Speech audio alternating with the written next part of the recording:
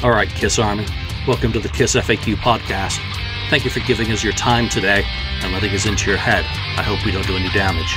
This is a Kiss-related podcast by the board, for the board. We hope that you enjoy.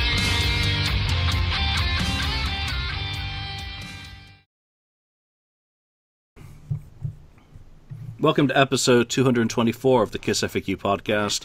I'm your host, Julian Gill, admin on the KissFAQ message board.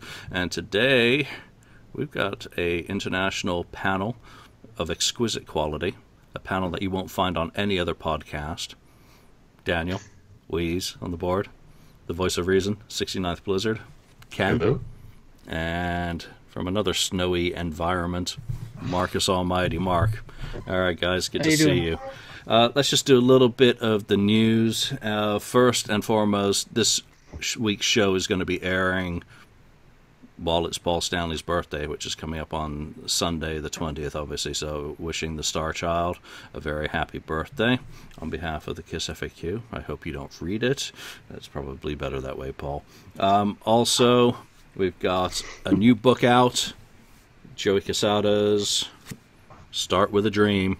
Joey is, of course, a drummer, has played with ZO2, has toured with Kiss, so there are Kiss stories within that book, along with a lot of other stories about his life and drumming and whatnot, so I do want to just mention that to people since there are Kiss stories in it, and Joey's a really, really nice guy. He's much, yeah. Other news, this one's about to hit the presses, and it is the 2019 edition of Kiss on Tour. Lots more reviews and shit added, and details and details and details. 752 pages of details added. So I had to make it A4 size this year in paperback. It's about to hit the press. So if you missed out last year, this will be on Amazon probably for a couple of months before I take it out of print. I want these to be just yearbooks with everything that gets added during the year, because it's a never-ending process. There is no way to ever finish a book where you're researching the history of Kiss, particularly reviews and details. You have to freeze it at a point in time and go with it, and then make it limited run. And before anyone bitches, let's just get the cover again. Yes, Gene's bass is facing the wrong direction. It's deliberate. It's an artistic decision to have some symmetry. It's symmetry. It's a caricature. It's a newspaper illustration by an artist who does work for a lot of the British newspapers, and it's specifically requested to look good. And I'd rather have it facing the other direction than pointing at Paul's head or obscuring Paul's pout. So it was a deliberate decision. And just live with it. Come on, I know makes sense. I know as Kiss fans we have OCD. I know people are immediately going to zone in on that, just like I did with another author's book. The initial cover, the bass had 6 pegs on it, and I was like, "That's wrong. I've done it. I'm guilty of it." And they changed it. So yeah. So just cut us some slack. It's artistic. All right. Other news. Eric Singer did his Facebook Q&A last night or yesterday afternoon, and I thought it was really good. I enjoyed it. Yeah, the questions were generally bullshit, but what do you expect? What was more interesting was they were in the musical rehearsal studio in LA breaking down, and Keith and Eric at times went around talking to the various techs, going through drum equipment, and Eric told the story of how that current kit has been built, which I thought was really cool. He also had some of those snares that he'll be selling on tour. He was talking about the etching on them, telling you about what was different. Went through guitars. It was, if the quality had been better, which...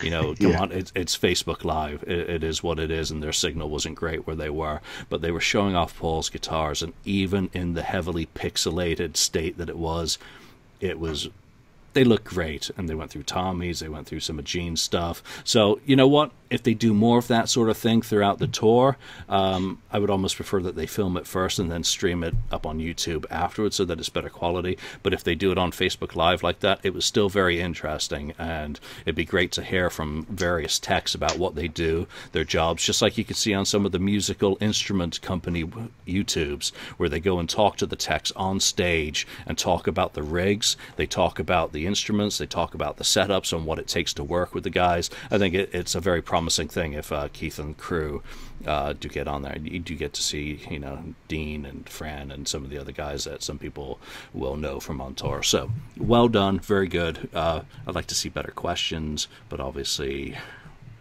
you're just not going to get the sorts of questions that people who do podcasts and hang out on message boards are really going to want. And, I thought Eric did great. He was talking about some really interesting stuff as well. So go listen to it. It's still up on Kiss's Facebook page. All right. Inhale. That was a long monologue. So next week, it all starts happening. Ace is on tour. He's doing 4 dates. I'll be there in Jackson. I'm bringing T-shirts. I'm bringing T-shirts and books mainly for the Gene Simmons Band boys, since they're in the book now. But if you are there and you do want anything, you're coming to Jackson in California for the Ace show, let me know. PM me on Facebook, and I'm sure we can work something out to bring you something if that's what you're looking for.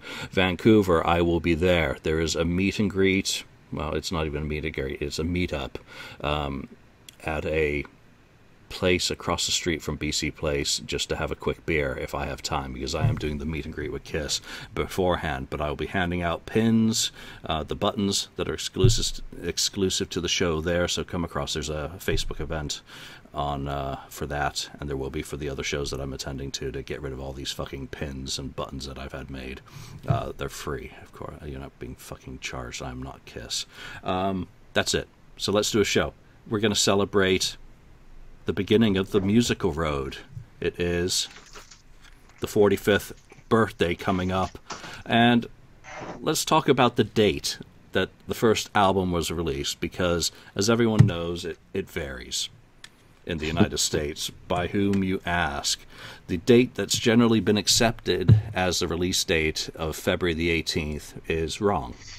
That was on a fax that was sent, or telex that was sent way back when someone asked a record executive what date the Kiss albums had been released, and he just came up with a list and sent that out, and that was accepted.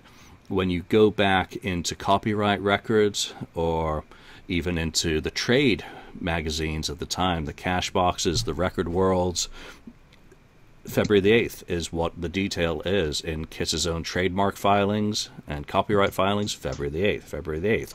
The only thing that throws a bit of a question mark into that is a acetate, or it's a test pressing data sheet that suggests, and let me just look at my notes here so that I get it right, because I don't want to get shot. The cover sheet suggests January the 25th was originally intended as the release date, but with all the copyright shit that comes off later, it looks like it was probably delayed. That all makes sense. So February the 8th, I think we can etch in stone as the release date of the first album. Let's start the first question that comes to let you guys talk. Your first experience of Kiss. What do you recall about when you first heard it, and where it falls into kind of your personal history? Ken, let's start with you as the voice of reason. Yes. I think when I started getting into Kiss in 77, I went back, I started going through the back catalog. I think that's one of the first ones that I got. One of the early ones. It was probably 78, 77, 78 that I bought that one. And I thought it was interesting. The production wise, it was the sound of it. But I enjoyed it. I thought it was really good. Obviously, it's a lot of good songs on that album. I do remember having my stereo and cranking it up because the bass sound in, especially like Cold Gin and Firehouse, I just loved to hear the booming bass. I would crank it up, and my room would like vibrate. I'm sure my mother liked that a lot, but that was just one of the things I remember about it. But I remember it being really good. And then of course when it ended, the Black Diamond stretch out thing was like, the very first time you hear it, you think, shoot, did my record, did my turntable break down or something? It's like, why is it slowing down? So it's a great album, and it falls. I was just kind of looking at my list of things. I think it falls around number 3 in my all-time favorite Kiss albums, for sure. Nice, and you heard it before any of us, so that's awesome. Daniel, what about you? I mean, you've talked about your first album that you ever heard was, I think, Animalize, and your first album that you bought was Asylum. So when do you recall kind of hearing this as you started going back through the catalog as you became a fan? Well, I remember shortly after getting Animalize and Asylum, I quickly went ahead and tried to find other albums. And one of the first I came across was actually Kiss Killers, that one that was released in Europe with some awesome new songs. And I remember listening to Cold Gin on that one. And I thought it was an interesting title. I remember. You have to recall, I wasn't very old, so I thought Cold Gin, I thought it was about gold, and that was just a fancy word when I was 8 years old or something. So I liked that one because I thought it was something with gold. I didn't have a clue what they were singing about. It wasn't gold. I found out later on. But and then I went back and I found the Alive album before I got to the first album. And I absolutely love the Alive album, especially some of the versions there, like Firehouse and Deuce and all the stuff there. It's just a brilliant album. And then I got the first album, and I wasn't too impressed, I have to say. I quickly went back to Alive because I thought it was kind of a whimper, didn't like the sound of it. I understood that the songs were great, but the sound just wasn't there for me. So I used Alive to cover, listen to the earlier stuff much more than I ever listened to the first album. So for me, it wouldn't enter the. I mean, you have to respect the songs, some of the best stuff they ever wrote, but I never came over, I could never accept the way it sounded. Too weak. Alive was always 100 times better in my ears. And so I'd say it's great songs, but also awful sounding album to me. Where does it? Nowhere near top 5. Nowhere near the top 5 for me. I'd say. Wow. No. Okay. Sorry, Mark. I mean, the quality of the songs are there, but I wouldn't play it. I go for Alive instead. Fair enough. What's funny is I had to smile when Daniel was talking about this because his experience of it absolutely mirrors mine. Because when I first got into Kiss, I had gotten Alive for Christmas. You guys heard that 1,000 times. And then after that, I bought my first one, which was Lick It Up. And then I was pretty much in that phase of Kiss at that point, more the 80s stuff and listening to that. And then ironically, just like Daniel, I went into the record store one day and came across this strange looking pinkish album called Killers. And at this time it was an import in there. And I remember when I saw in the back of it had that big import sticker, I was like, this is interesting. So I went and bought it. And of course, what was interesting to me, just like Daniel said, there's a lot of songs on there that I had no idea where they were from, like Cold Gin and stuff like that. And ironically, Daniel, the Gold Gin bit that you mentioned, there is actually a cassette that has that error actually printed on it. It does say Gold Gin on it. Okay. So you're not that far off. Maybe it was that one I had. I don't remember really. It was a cassette I had. Yeah. Well, there you go. Maybe it was that. Yeah. It was. So the interesting thing is that, much like Daniel as well, when I finally got that first record, I put it on and I thought the same thing. I was like, wow, this, because I gotta understand at that time, I was into like the more crunchier guitars like Animalize and Asylum, and I was into a lot of those kind of bands at the time that had those really heavy kind of Marshall, really modern sounding amp stuff going on. And then when I listened to this, I was like, wow, what is this? Like, no distortion barely on the guitars. It sounded so small and wimpy. I was like, this sounds like some really bad Rolling Stones record or something. Like, to me, I wasn't, at that time kind of, educated about the different tones and what they were associated with. So at that time, I listened to it and put it away and then collected dust for a long time. Much later on, when I started getting into production and figuring out stuff about, different amps and finding out about, early era Marshall amplifiers and how they sound and stuff like that, I started to get a taste for those kind of amps, like the JMP 45s that Marshall would put out and stuff. And I was like, wow, these are interesting tones, and they became more associated with that kind of an era of Kiss sound. So once I started getting into that stuff, that record quickly became more important to me in the listening standpoint. And once I got through the whole mental block of that kind of sound, I realized how fantastic this album is as far as songwriting is.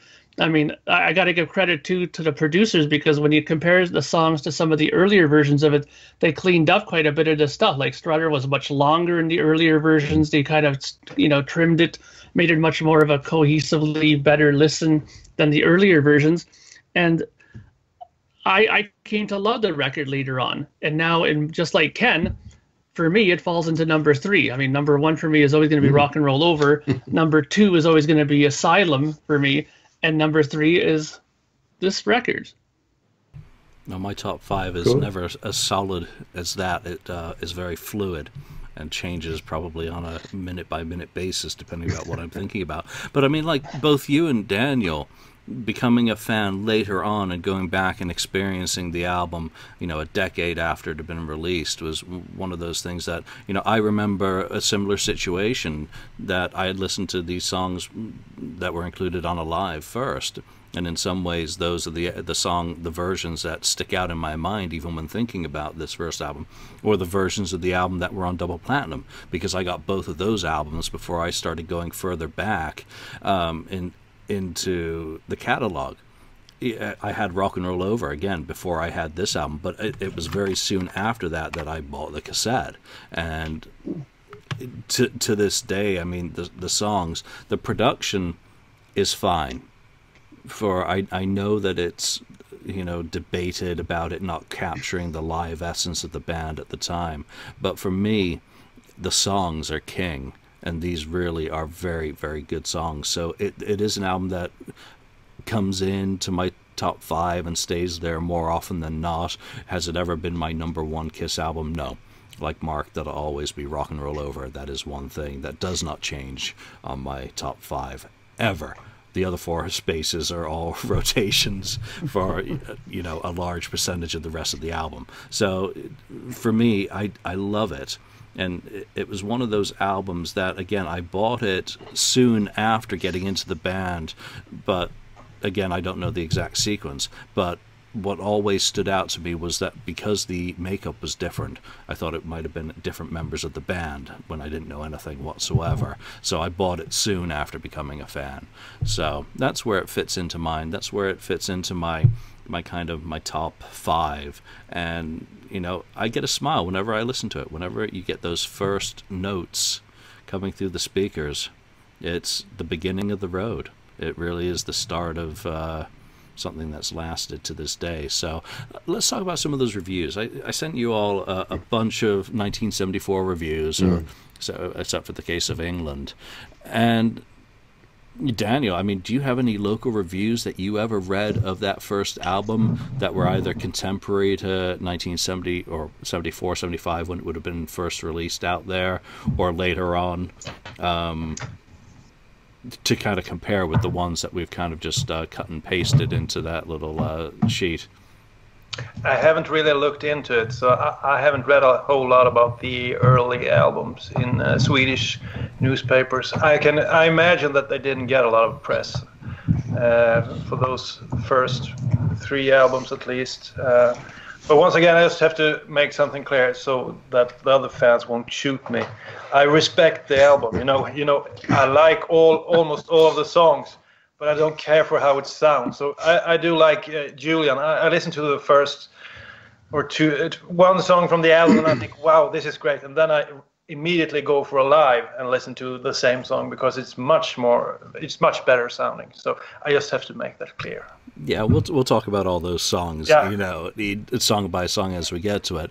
But I think one of the things that really jumped out at me from these reviews as I tried to, collect some, was Rolling Stones was very positive about the album. And I just want to read the first paragraph. Last time. Yeah, essentially. Really? And here's how it starts out. Kiss is an exciting Brooklyn-based band with an imaginative stage presentation and a tight new album. The music is all hard-edged. They call it thunder rock. And throughout their electrical storm, solid craftsmanship prevails. What an opening line. I mean, for a rag. Ken, I mean, what's your take on the early reviews? Is it that Kiss was hated, or is there a little bit of lack of truth in that from what you've read here? Well, yeah, this is a good question. Rolling Stone, that was a very surprising one, of course, who have dissed them since after that, probably. I think they thought them as a copy. Later on, they thought them as a copy of Alice Cooper and so on. So, but yeah, that was. I think some of the early reviews, which were positive, were spot on. I mean, the positive reviews were spot on. They didn't know this band; it was just a new band. And then after they became more popular, the certain people didn't like that. The kids were liking them, so we cannot like that. So we have to, we're gonna rip them apart, kind of thing. But the negative comments at the beginning is just one of those where they just didn't get it. They didn't get what Kiss was trying to do, or period. They just didn't understand the music and thought that they were just copying again. So I don't know. I think it's the initial reviews of the first album are mostly probably correct, except for some people that just didn't give it a chance, because obviously there's some great written songs on that album.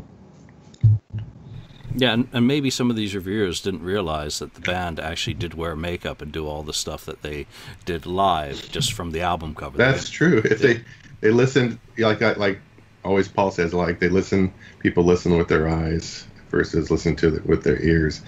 The people that maybe if they never saw the cover and they just listened to the music, they thought, oh, okay, this is not bad. But then some people just can't get over the makeup and the superhero kind of stuff. It's just not their thing. Cup of tea. Cup of tea. Which is odd for Rolling Stone, because Rolling Stone's always been about hype, and Kiss was the hype of 1974 was the phrase that everyone liked using, especially as at the end of the year that a lot of the industry press thought that Kiss had been hyped up over the year with their appearances on TV, with the kissing contest, with all the work that was going in. But these early reviews, Mark, I mean, what did you get out of reading these? Was there anything that jumped out at you? I was, just like Ken, very surprised about the Rolling Stone one, because considering how much Rolling Stone seems to dislike Kiss, the fact that it started off on a kind of positive note with them was sort of surprising, I thought. The interesting thing, though, is that I had a real bitch of a time trying to get that file open that you sent to me. For some reason, my phone really sucks with these kind of PDF files. So I had to do an alternate thing where I went and researched and tried to find articles from 74 on my own. Found a bunch of ones from Toronto area and stuff like that. And they were kind of mixed, actually. I mean, I found a couple of them that, gave them a decent enough review. I remember one of them actually mentioned the fact that Canadian band Rush was going to be playing with them at some point as well in one of the reviews that I read. But I never found, in the ones that I found at least, like a really glowing review of the first record. But the thing is, I found there were a lot of middle of the road ones that some of them said they had potential, or they could be decent. One of them, I remember reading something about someone saying that they were puzzled by the makeup what the why they even had it and stuff like that. I was like, okay, well, and it's interesting to go back to that era because nowadays everything makes perfect sense with Kiss. And back, just to think back then how it would have been for people to have seen it the first time is very interesting. But like I said, the main thing that I was puzzled by was the Rolling Stone one, because for a magazine that hated him so much to the point of probably trying to keep him out of the Rock and Roll Hall of Fame for as long as they did, the fact that it started out on such a decent review was very surprising. Yeah, I think the overall positive tone of these reviews that I found, and that's something that I would like people out there who are listening to the show today to share. I mean, dig up reviews from your local press or wherever you first, had it. Contemporary, 1974. They got to be from 74 or 75 when the album was released in your market. It would be great to compare those with some of the ones that we put up here, and I'll share obviously these ones. I mean, I've got one from Regina in Canada, which was a pretty decent one again. Mentioning the sorts of bands, the Rick Derringers, the MC5s, that they can compare with it. I mean, one of these other ones here, painted faces and sinister garb give Kiss the appearance of being some type of gay glitter rock band featuring lyrics and music of the same nature. However, this is not the way it is. Kiss is actually a super high-powered, hard-driving, boogie, get-your-foot-stomping band with a sound that can only be made better by the acrobatic stage act. I mean, I'm sorry, that would get me interested in any band, if someone was talking about ghosts like that it's substance over, style over substance, but is not the case. Don't fall for it. That's great. And going back to that Rolling Stone one, they do call out one of the criticisms that we've had and many fans have had, that, and here I quote, an exceptional album, Kiss could have been even better had the group incorporated more of their concert sound into the recording studio. On stage, they reign like a Black Sabbath-like fury, but here they sound more like a cross between Deep Purple and the Doobie Brothers. So that kind of stood out, that it's been a criticism of the early albums right through Alive, that Kiss had an awful time trying to capture that energy that they presented on stage in the studio. So even from the first album, that was being noted by critics. Okay, where's that one from? That's from Brave Words. And that is about which first one? Because it's talking about the backstage interview at Toronto's Massey Hall during their band's first tour, opening for more established New York Dolls. This footage is an excerpt from a 36-year-old Canadian documentary on glitter rock. Oh, yeah, with homosexual innuendos was the quote in that one, which I love. But getting back to the album. Innuendo? Yeah, well, go and find it's on YouTube. Go and watch it is what I say to that. Getting back on track, before I get into some of the other questions that we want to address on this album, I do want to, first of all, because I'm going to have to multitask, ask you for your rankings of the album songs, including Kissin Time, from worst to best. Mm-hmm. And I will assign a point value. I'm totally stealing this methodology from Greg and Steve on the Lipstick panel. So, guys, that's where it's coming from. But I want to see what this panel comes up with see if I could even use your method. So, who's ready to go with your list? Let me bring up my spreadsheet here. Daniel. I can start. All right, well, Daniel. In last place, Love Theme, of course. Or should I move on? And, just go straight down through your list, and we'll talk about each song afterwards. Okay. Kissin Time. Let Me Know. 100,000 Years. Ooh. Nothing to Lose. Firehouse. Cold Gin. Deuce. Strutter. Black Diamond. Okay, go from Cold Gin again, because that was way too fast for me. Deuce. Strutter. Black Diamond. All right, so Black Diamond is your favorite on this album. All right, Mark, you ready with yours? I sure am. All right.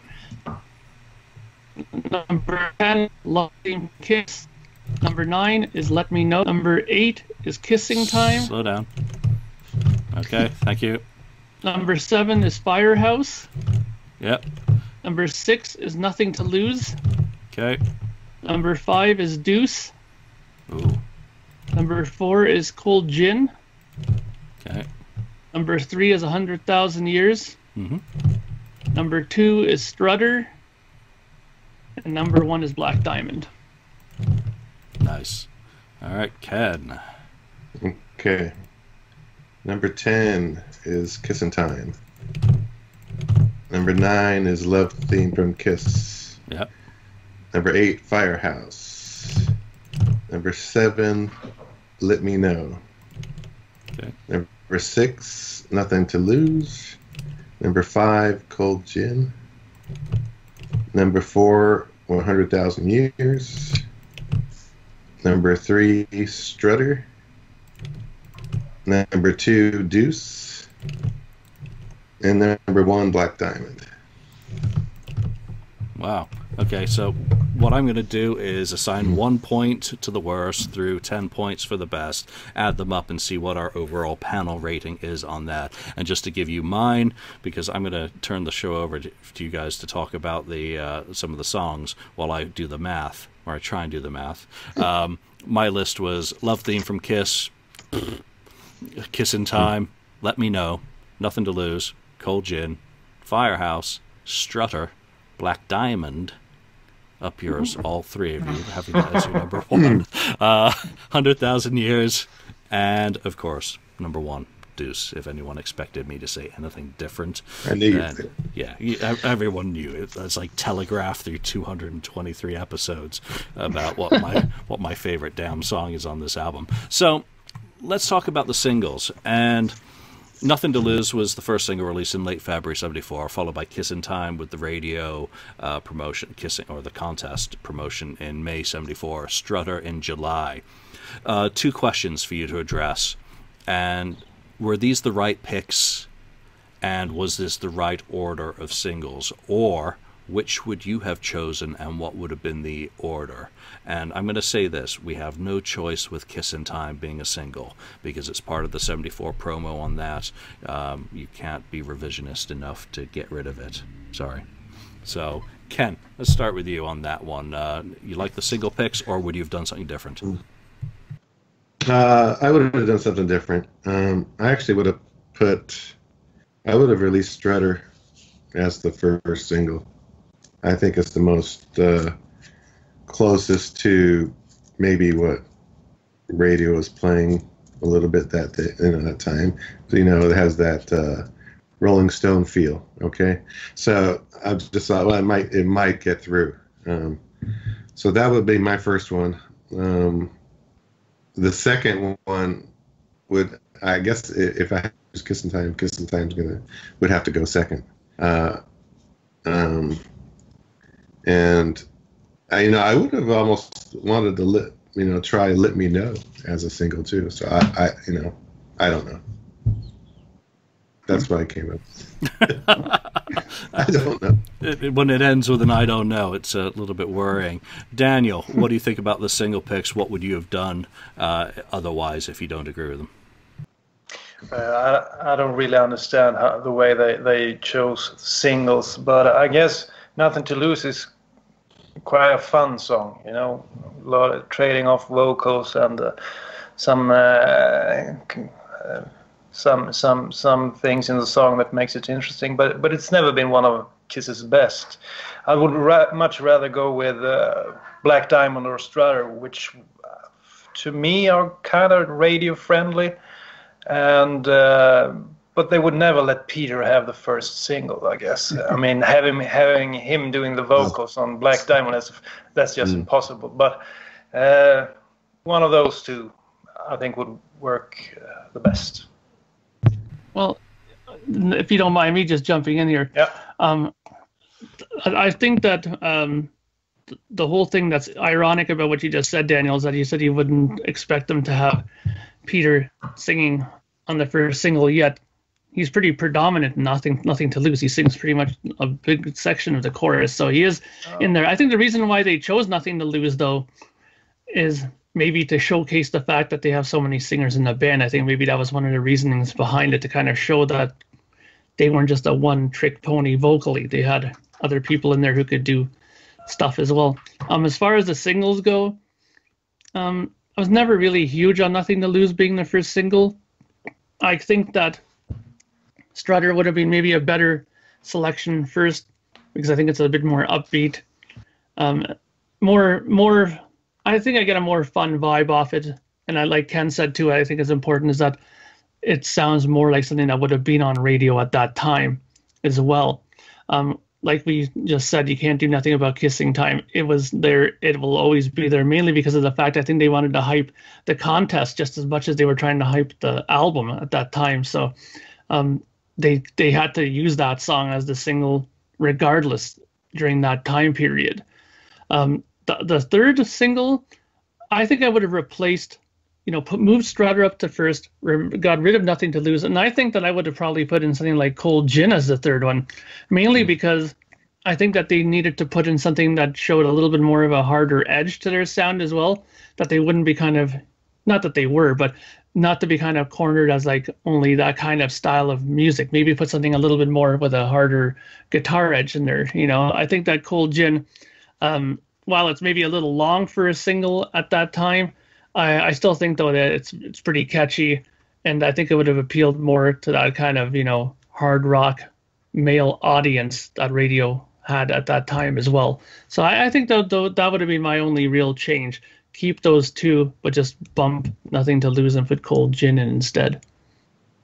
I just like to say that what I didn't say is the reason I wouldn't have done Nothing to Lose is the subject matter. I mean, it was just it's like what are you doing trying to get that by the radio? I guess it might have made it, but the subject matter is not a good way. If anyone looks into it or checks the lyrics out or whatever it is going to say, oh shoot, we can't play this on AM radio. You know what though? Radio is notorious for being pretty stupid with stuff like that. I mean, look at the BBC. They missed Lou Reed's Wild Side with the head part there. They totally let that slip, and that was on radio for the longest time. They didn't even realize it. Like, I mean, how could you not realize it? It's pretty clear as day when he sung it, right? But I think sometimes that radio people are kind of oblivious to it. And don't forget, these are people who put the needle on, then take their headphones off half the time and talk with whoever's in the studio with them half the time, not even listen to what's being played, or they're going to the washroom real quick. True. So they could have missed a lot of this stuff. That's so funny. But, the way I look at it is the original release of the album, you generally focus on the singles from whatever the first track on each side is. That's kind of always been the way I've assumed albums to have been structured and singles to be picked. So it would have made sense, to my way of thinking, for Strutter to be the first single, side one, song one, followed by Kissin Time because they decided to do the promo, followed by Deuce. And I think Nothing to Lose would have been fine as a B-side. It was for, I think, Kissin Time anyway. I don't know why. That's the other thing that boggles the mind. It had been the A-side for the first single, had done nothing. On the back side. It had done some charting on, some of the non-standard charts. So, all of the singles did do something, just in the nether regions of radio. B-sides are more difficult. Nothing to Lose, it makes sense because, Walk This Way, Walk on the Wild Side, there was a lot of material out there in the early 70s that was skirting close to the line of what was acceptable and what was not. What innuendos you could get through without anyone noticing probably gave a lot of bands a great big chuckle of... Number one, the record label agreed to release it as a single, or chose it as a single.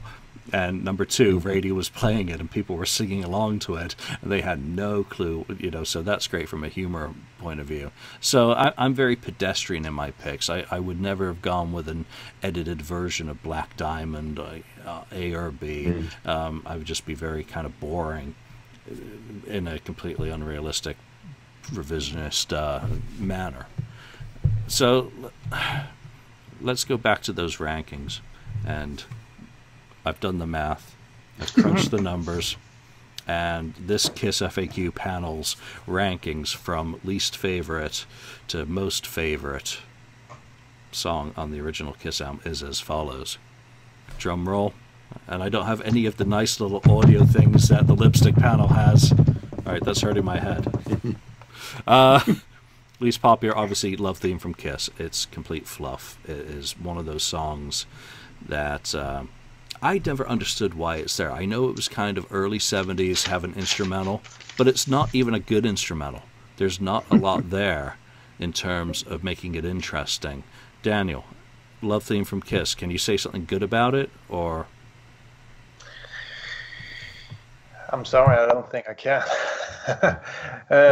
But from what I remember, wasn't it a part of an earlier song? Acrobat. Yeah, so I guess somehow they had that song and they thought maybe we need some instrumental, and they just took a chunk of it and put it on the album. Yeah. But it's to me, it's one of the worst songs ever that Kiss ever did on the album.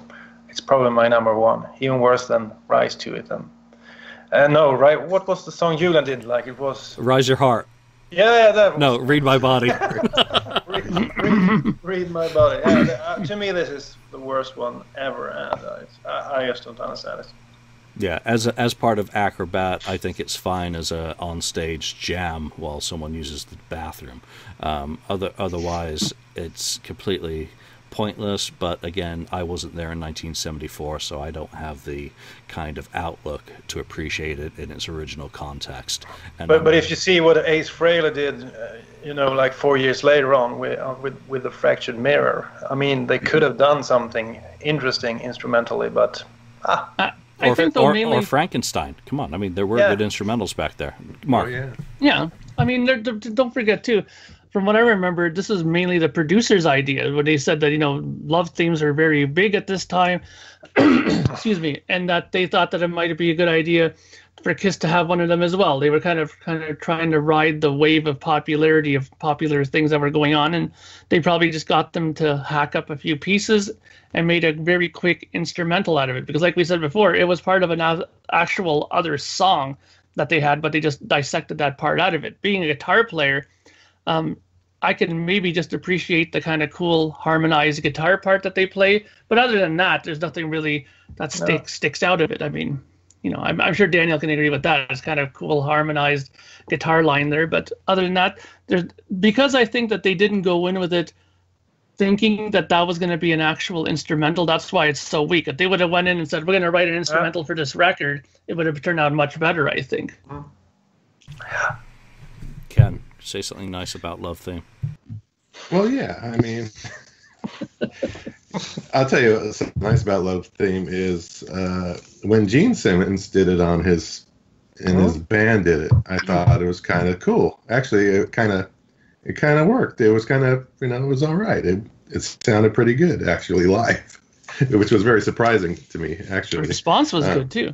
Yeah, the response, and people thought, wow, this is, cool. I took it more like, when I heard it, I took it more like a joke. I mean, I was up there laughing. I didn't take it as a joke, seeing it on YouTube or whatever, but I thought it was kind of cool seeing them play live. I thought, oh, this is pretty cool. Yeah, it was cool. I laughed through it, Yeah. So otherwise, but I think, definitely, they were riding the trend of love themes and all that, themes from movies, kind of stuff like that at the time. But I think they should really just, did the whole Acrobat song. Yeah. That's what they should have done, instead of just taking that little piece out of it, which is like I think the beginning part of the Acrobat. They should have replaced it. I mean, it's otherwise it's kind of a waste of. They could have put something else on there, one of their other demos. Yeah. So the guys with the knowledge said, well, let's do a Love Theme, and then let's do this Kissin Time song. What a great idea! So actually, if the band had all the good ideas and the other people almost they damaged the record, I'd say in some way. Like it usually is in the music business. Like it usually is. Yeah. My problem with Love Theme is, you have the context that it was originally part of Acrobat, and then you would have had nothing to lose about Backdoors, and then you would have had Much Too Young, and maybe that would have just been a little bit too much for one album to actually contain. More dangerous band. So, more of a dangerous band. Yeah, so you just have that instrumental kind of stuff, but it's so simplistic. Yes, there's nice harmonizing, but when I first picked up a guitar, it took me about 5 minutes to figure most of that song out. It really isn't that difficult individual parts. Now, it gets a little bit more complex than that, and that's a very oversimplified way of just being able to play the notes and play along to it. Is nothing. It wasn't a Frankenstein, is my point. That there were some fantastic instrumentals being made back then that told a story all on their own. This was more like an interlude, something just thrown on so that the album wasn't an 8-song album. Well, when you think about what they left off, and you really get into maybe 8-song albums that were fine in the early 70s as well. So whatever, let's move on. Kissin Time, second least favorite album, which by the way scored 7 points. Love Theme had 5 points when we added up all the rankings. Kissin Time, I'm not surprised it's down there just because it's an add-on to the album that they didn't want on the album. It had a purpose in terms of its promotion.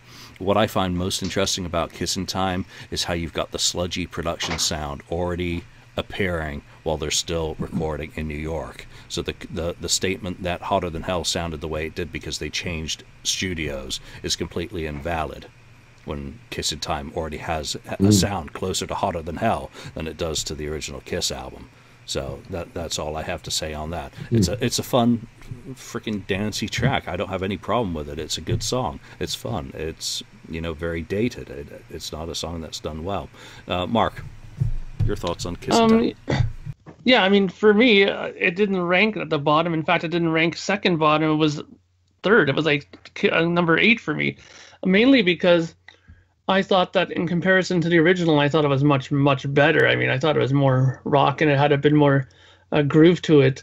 I also liked the fact that, again, we had other people singing in it. Peter was in there, Gene was in there, Paul's in there. So I think that was another thing that made it a bit more appealing to me, because I like it when they have the 3 of them singing.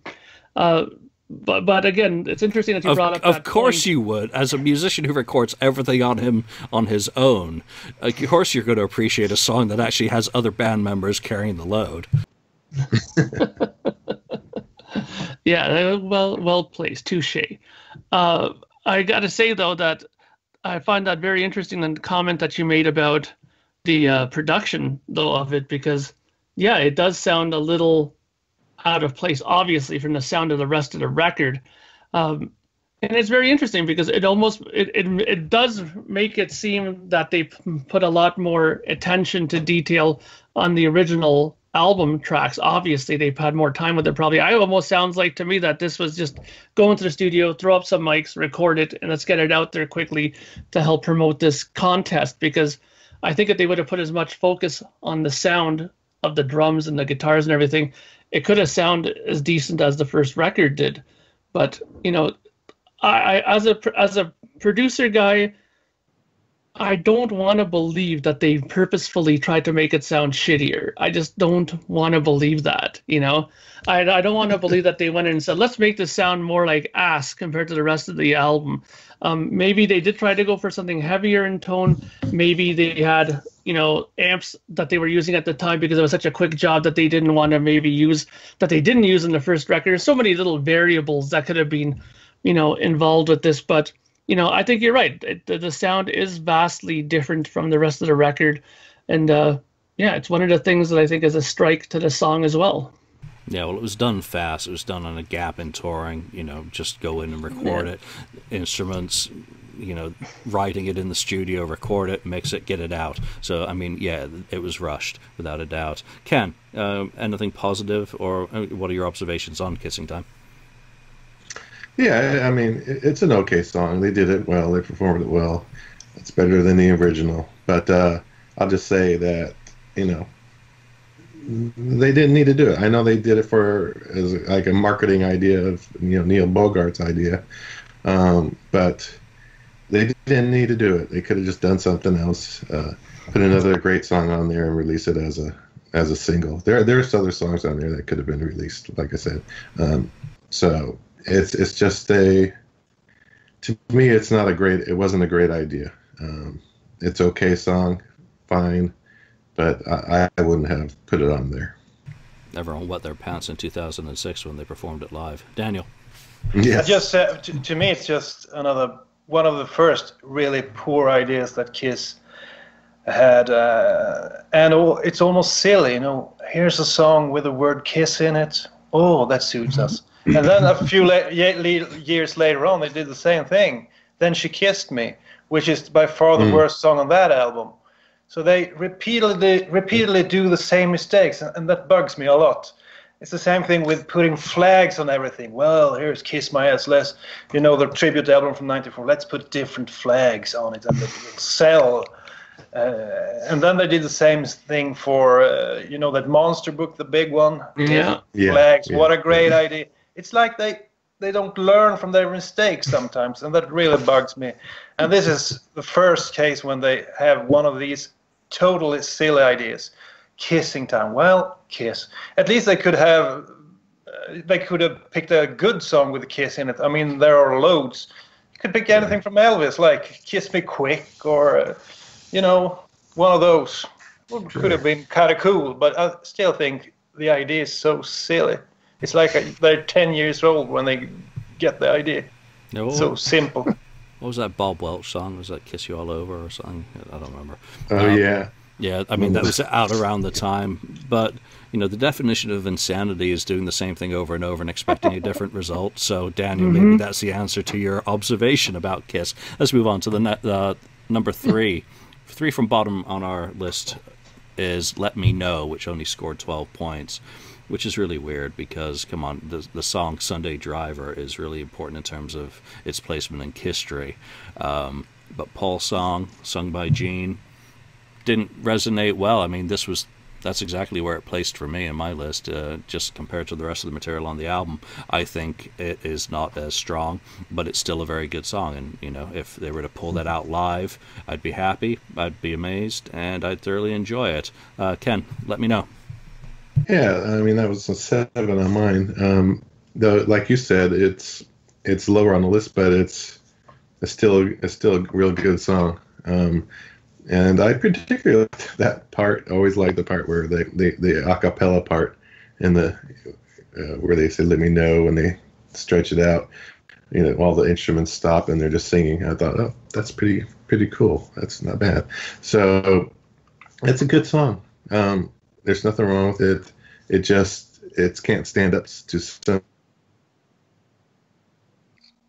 That's the problem there. I can't hear you. The mic. It can't stand up to what? You dropped out there. Oh, it can't stand up to the other material ahead of it. The better material. That's the one thing. It's a good song, but there's so much other better material on there. That's why it has to fall where it falls. Yep. Voice of reason as ever. Daniel. Well, I just have to second that. It's exactly what I thought. It's my third pick from the bottom as well, but it's much better than the 2 we previously mentioned.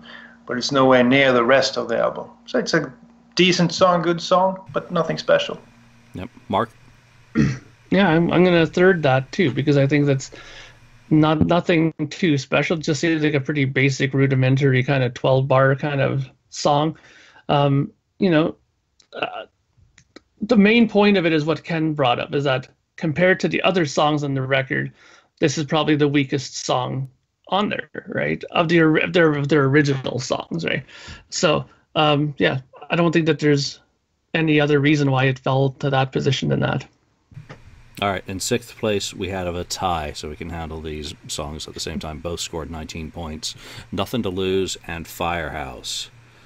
Now, for me, Firehouse just plods. And I don't know whether it's because I'm tired of hearing it. It's been just, whether I've just been all fired out. So it's not surprising it's in the bottom half. Same with Nothin to Lose. I'd actually put Nothin to Lose ahead of Firehouse to break that tie. But, there we go. Mark, your take on those ones? Well, I agree with you about the plotting thing. The version of it on this record is very slow. very uninspired sounding. And I think also too, I think that it's just one of those songs that I'm just tired of hearing. I mean, it's been played probably on almost every single tour they've done, I think, so I mean, I think I've just gotten burnt out on it. Not so much with Nothing to Lose, but I mean, that's also another one of them as well, which is an interesting comment though when you think about it, because a lot of the songs off this record have been played throughout all of their tours, and to say that we're burnt out on those two, says how much we probably think the other songs are really good, because we're probably not as burnt out on them. I mean, I'm totally not burnt out on Black Diamond. I can hear that 100,000 times and not get sick of it. So I guess it just goes to show how well it is written as a song, and how much we've been, how many times we've actually heard it throughout these 40 years, Yeah, but birds of a feather, as they say, if you ask any Kiss fan which song they're most burned out about, it probably varies, because I know there are people who said that they never want to hear Black Diamond again. I can't fathom it, but there you go. Opinions vary. Daniel, Nothing to Lose in Firehouse. Well, now we move on into classic material. Learning how to play guitar. These songs that we are going to mention are all in, like the first 20 songs I ever learned, because they're pretty easy to play and they're all good songs. But I'd say after first hearing Firehouse on Alive, I was shocked hearing it on this album, because the difference is so vast. There's a huge difference. And the version on Alive, I'll never get tired of that one. That was actually the first song that stood out to me when I listened to Alive. I thought it was just great. So I was disappointed hearing it on this album. But both those songs are really good. But the other ones are a bit better. Ken. Yeah, well, I agree. The song is too slow. To me, it's a producer should have brought that up and said, "Hey, how about a tempo change here, and it's just bring it up a little bit," because it makes it sound so much better. Just like God of Thunder, to me, was so much better Alive on Alive 2. The same one, better on Alive. So while it's a good song, that's one of the songs that I did though. I used to crank up. for the bass, booming bass, but it did need to pick up speed. I don't know if they kept it slow plotting because of the Black Sabbath or whatever. I just think it could have been, it should have been at a upbeat, a faster tempo. Nice. I mean, the Bell Sound Studios even more plotting. So they did bring it up a little bit, but they probably should have brought it up a little bit more. Next week we move on to, we're into the top half. And on 25 points is Cold Gin, which is another one of the songs that I am most burned out by. I don't even want Ace to do that song. So much with that. And I want to go back to the Rolling Stone review of the first album and their comments on this song. Though Frelly is a integral component of the stage show, here his guitar is used sparingly, particularly on Cold Gin, where the solo could have propelled the tune to a higher plateau. And that's something I kind of agree with, that it's just one of those songs on the album that feels like it could have been better. And people are going to go, what? You're saying Cold Gin could have been better? Yeah, it's a great song. It's a classic. It's in the core of the catalog for a reason. I'm not saying it's not a great song, a good song, a fun song, whatever. I'm just personally, it doesn't do much for me these days, as good as it is, and maybe it could have been even better with exactly what Rolling Stone recommended. But there you go, Mark, you're agreeing with me. Thank you. I'm not going to get slaughtered on my own for that. No, and I agree with that. I mean, I think that Cold Gin, while it's a great song, it has some memorable riffs and hooks in it. The fact that it doesn't have a guitar solo in it is a bit of a head scratcher, especially since Ace wrote it. So, I mean, why wouldn't you put in a guitar solo section for himself in there? I think that's probably the one element of it that it's missing. If they would have put that in to it, I think it would have made it that much of a stronger song. Nice. Daniel? Well, when you listen to interviews lately, Ace has said that Gene was the one coming up with, the instrumental part, the da-da-da-da, rap-ba-da-ba-da. Yeah. So to me, it almost seems like Ace had a great riff, and he didn't know what to do with it. And much like Rock Bottom, where he wrote, from what I remember, the intro, and then Paul did the rest of the song. So they kind of Frankensteined, Ace Frehley's riff with Gene's part. And to me, it's I love that riff. And I also think the lyrics kind of tells Ace's story so well. I mean, it's just pure Ace. So looking back on it, and you can, it's like his signature song, mostly because of the cool riff and the lyrics, which sounds like very, very biographic, like it's telling his own story. So I like the song for that. Excellent. Ken? Yeah, we don't know. I don't think I've ever heard the original demo of Cold Gin. Is there one out there? I don't know. But it would have been interesting to hear what it was before Gene said, "Hey, why don't you?" Before the '73 demo, even older than that, because it was on the March '73 recording. So middle part, was inserted. It would have been interesting to hear what it was. But it has a little bit of soloing if you think about it. In that little part, he does do a little bit. It's not a real solo. It's just kind of little riffing in the in between those riffs. But it works well. It's a good song. Again, a lot of us are probably somewhat burned out on it because we've heard it so many times. But I wouldn't mind hearing it live. If they did it live this tour, I wouldn't be mad about it. It'd be all right. Yep. If it's part of the 25 song set, I'll be. Yeah. All right. Let's move on to the fourth most popular song on the album from this panel. On 28 points, 100,000 Years. And I've always loved 100,000 Years. It was my number 2 pick. I just love how it kind of, it's like space truck and it's just bouncing along. I love the bass riff. When I got my bass, first thing I did, bass tabs, 100,000 Years. It's just, to this day, I love how they did cut out that fourth verse, appropriately so, from the demo that you can hear on the Kiss box. But I love it. I love it live. I never get tired of hearing it. The only part I get tired of hearing is the extended rap, which now does nothing for me. But the song itself, it's just a great bit of space rock, which, it's one of those songs that doesn't mean a thing. It just sounds good. It's fun.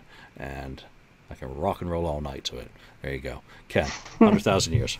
Yeah, it's a great song. I liked it the first time I heard it, with the the bass intro coming in and then kicking in. It's like, oh, looks on. It's pretty cool, and it's just a great written song by Paul. Well done. The whole thing is good. Nothing bad to say about it, except if they do that one live, I don't need the full extended long, you keep it down to what the song is. Just play it as it is. Yeah, no more rock and roll preacher. Daniel, 100,000 Years. Well, actually, it's one of those songs that you feel this is really a good song, but I don't really like it, and you can't put your finger on what it is. So I can see that it's a good song, but it's not one of my favorites. So I actually have this one in number, I think 7 or something. It's number 6 on the album. Never been a big fan of it, even though I appreciate it and I understand why people like it, but it was never one of my favorites. Yeah, you had that at number 7, but yeah. Sorry, we'll let the fans deal with you on their own. Mark. I really like this song. I think that compared to the rest of the record, I think this is one of the songs that is actually quite different, especially in the way they wrote the guitars out. I think it's quite more complex. I think it's probably more thought out. I think compared to the rest of them, it almost seems like they were trying to go for something a little bit more, dare I say the word, progressive a little bit in this compared to some of their other material on the record. And I think that to them, it was kind of looked at as an experiment. Like, let's put just one song like this on there and see how it reacts. And if people really dig it, then maybe they might explore that kind of territory a little bit further. But I think it's a good song. I think it has some of Paul's best vocals that he's done on record. I really love the way he sings this song, and I love the guitar interplay between Paul and Ace, how they do vastly different things on guitar while they're playing. And on a live, I think it really came alive. I mean, sure, we're all burnt out on the drum solo and all this stuff, but back when I first heard it, I mean, that was the way I enjoyed to hear it, was that big drum solo, the big, part with Paul on it. I mean, back when I was younger and I heard this the first couple times, to me, it was just like unbelievable, this performance, but like with everything, if you hear it too much, too much of a good thing is not good, whether it's coffee or drugs or women or whatever. So, or 100,000 years. So there you go. Your mic is off. I can't hear you, Julian. I'm trying to keep all this background noise out of it, and I'm forgetting. So in second place, we've got a tie. Deuce and Strutter on 33 points each, which is hardly surprising. These are kind of symbiotic twins. They've been the demos that have been released throughout history. They were the original side A and side B songs, so it all ties nicely together, having those tied in, second position. Deuce, again, is my all-time favorite song, so I'm happy with that. Strutter, I had this ranked the lowest. This is my fourth favorite song on the album, but it's a perfect opening track for Kiss to introduce the band to the world. Deuce wouldn't have done as well as the introduction track. It's, it's got swing, it's got swagger, it's upbeat, it's got a great vocal, it's got great instrumentation. Production values on that one are absolutely perfect for the material. It was pruned down a little bit from the demo version, so great songs, the pair of them. Can't say anything bad whatsoever. I will never be bored hearing either of these songs live, or if they pop up on, I don't do playlists, if they hop up on my kind of randomized USB stick in the car. Just love them to pieces. Ken? Yes, Deuce, definitely, and would you say Strutter, right? Yeah, so both those great songs. Though I would have put, Deuce, I would have put Deuce as the number one song to kick off the album. I think it's a better representation of what Kiss is. So I think that's what you want to do with the very first song of the album, and plus you want to kick the person in the balls on your coming out the gate. So I think it would have been better suited as the lead-off song on the album. It's one of my favorites too. Though it doesn't fall at the top, but it's right there. Nice, Mark. For me, these two songs are like, when I think of this record, I think of these two songs. These are like the staple, big pieces of the album that I identify with this record. I love both of them. I think that they're songs that the original lineup do very well. And I venture to say that it's probably one of the two songs that I think the original lineup play better than some of the other incarnations of this band do. I think when those four original guys play these two particular songs, they sound the best, I think. Probably because I think it has a lot to do with Peter's drumming style. I think it was custom made for these songs, and they sound great. I mean, he plays them really good. Even when they did that tour with the symphony orchestra, I thought that when they played Strutter, then he really had a great performance of that song. I thought he played it excellent. So, yeah, Strutter is a great song. I mean, the only thing that I'm going to say about Strutter, and this is like a really minute nitpick, is I would have wished that he would have started it the same way he did on Alive, with the 2 times around the toms at the beginning instead of the 1 on the studio version. I don't know, it's really minor, but I just kind of like it better that way. You're talking about the symphony, I'll say this, the best version of Strutter I ever heard was Peter at the Cutting Room in 2017, when he had the brass arranged the way he wanted rather than the symphony version. Just absolutely, to this day, sends shivers up my spine, but there you go. Daniel, Strutter and Deuce. 2 great songs, but they should have been number 1 and 2 on the record to me, much like they did on Alive. It's just a perfect 1-2 punch. Both are great songs. But really, Julian, do you rather listen to Deuce from this record than the one on Alive 1? No. I mean, the one on Alive is far superior to this one, in my opinion. Wouldn't you agree? Everything on Alive is far superior, really. Yeah, but it's no way near. To me, somehow they didn't manage to capture Deuce on this record the way I wanted it to sound. And it was just such a big improvement on Alive, and that version kills. And even the one on Alive 3 is one of the best I've heard, if you like that kind of drumming. And this was really a song that was made to be played live, and I always listen to the live versions of this song. It's something with Deuce live that's just magic. So those 2 songs are, I guess, 2 of the best songs they ever did. Yeah, what I think is kind of funny is, I always go on about Deuce being my favorite song, my favorite song, my favorite song. I love it. You never get bored of it. Yet I prefer Paul Stanley as a singer, as a songwriter, and everything else. But my favorite song is a Gene song, sung by Gene. Weird. There you go, Kiss fans. We make no sense. Number 1 song, the KissFAQ panel's favorite song off the Kiss album is, not surprising because we haven't mentioned it yet, Black Diamond, resoundingly on 38 points. The 3 of you all had it ranked as your favorite song, and I had it number 3, so I'm the odd man out there. I do like it.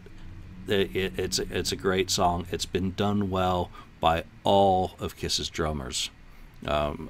Most importantly, Eric does a fantastic job with it these days.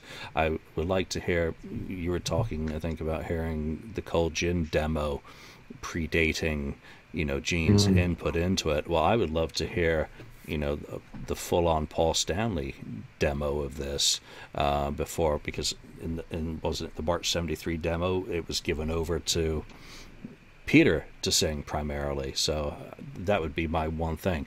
It's a great song. I'm just going to have to defer to you all and say why it's the best song on the album, because I did not pick it as that. So, Ken, tell us why.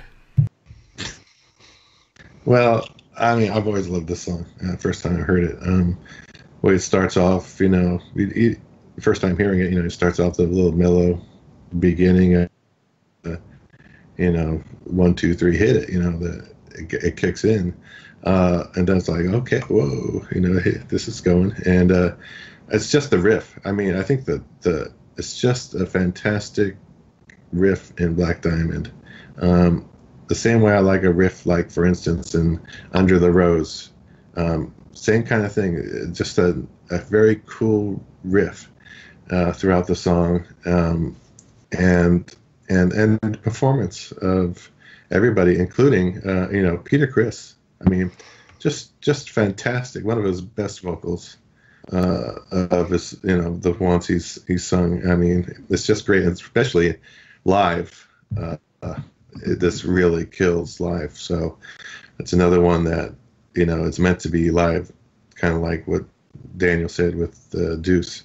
But it's just, I just always love it. I never get tired of it. Just a cool thing. I just didn't like the droning out at the end on the album version, the droning out, the slowdown. That's the only thing that kind of turns me off about that. But otherwise, it's just a great song. Excellent. Daniel? Well, it's hard to add anything to that. I totally agree with what Ken said. One thing I would like to add is that I think this is a song that can be appreciated by non-Kiss fans pretty easily because the way it has been constructed, where you have a thought-out beginning, a cool riff, and if you edit out the final part, you know, the slow ending of the song, this is one of their best ones. And if you look at when non-Kiss fans rate Kiss songs, this is actually one of the ones that always end up in the highest spots. This is a song that is appreciated by other persons than Kiss fans, and I totally understand why. It's just a brilliant piece. Nice. Mark, you have the final word on the album. Well, I mean, I think that this song is probably one of the best written, the best produced. I think Kerner and Weiss did a great job with this. I mean, I love the sound of the guitars at the beginning of this. I mean, I think it's a double electric guitar, clean guitar tone mixed in with a little bit of an acoustic guitar. It almost sounds like a 12-string guitar to me, which I really love the sound of it. And I think the way Paul sings the top of it is very haunting and very good mood to it. And it definitely suits that feel. And I think Peter's voice is fantastic in this. He has such a proper voice for this. I think it was one of the best ideas that Eddie Kramer came up with for them to say, you know what, let's get Peter to sing this. I think it was the right idea. And just overall, I think the sound of this song is very good. I mean, I even like the way they did the harmony vocals in there, the "Ooh, Black Diamond." Those are mixed really well, very nice. Geez, I mean, there's very little in this that I don't like. I mean, again, the drone at the end, you know, they probably overdid it a little bit too long with that. They could have faded that out considerably earlier than they did on the record. But other than that, I think that it's just probably an example of when a good song meets a good producer and the ideas meld together perfectly to come up with a very strong song. Yeah, and we have a lot more that we could discuss about this album, but we do have time limitations today for a couple of us. So we'll have to do a part 2 and address some of the other things. One of the things I do want people to go and do is look at their various versions of this album. I mean, I looked at the MB9001 original pressing, the acetate, the original cassette, the 8-track, the 7001 reissue, and the reissue cassette. All have freaking different track sequences. Yeah, so that's true. That's something fun to go back and look at. And that's not even mentioning, you know, the live version of Nothing to Lose getting that doesn't count. Every single one of those formats has a different track order. Which is the best track order is something that we can talk about later on down the road. But one thing I do want to ask people out there is, the December the 26th, 1973 track order is the version that appears on the very first piece of Kiss vinyl. That is the original. I want to know, that sheet on the test pressing said that it had been resequenced. Does anyone out there know what the original track order was before the 9001 vinyl version was solidified on December the 26th, 1973? I want to know. And do you have documentation to back it up? But today we're going to have to leave it there. We thank you for listening to this episode. Chime in. What ranking do you have for the songs on this album? And what do you think about the reviews? Do you have reviews from your area of the world or city or state or wherever from 1974 that you can share with other fans? We'd love to see them on Facebook. Post them on your Facebooks and with other people and tag us. And, everything that we've kind of analyzed this album, The First Kiss, let's hear your thoughts on it. It was the start of the road. We're going to be talking about Kiss albums a lot more this year as the band's tour progresses. So for now, we'll have to do a part 2 and we'll be back. So for now, from Ken, from Daniel, from Mark and myself, thank you for listening, and we'll see you next time. Thank you for spending time listening to the KissFAQ podcast today. All sales are final. There are no refunds. If you'd like, look us up on Facebook or come over to the KissFAQ message board and discuss the topic we've broadcast today. Don't forget to rate us on iTunes, Spreaker, or wherever you've listened to the show. We hope you'll join us again.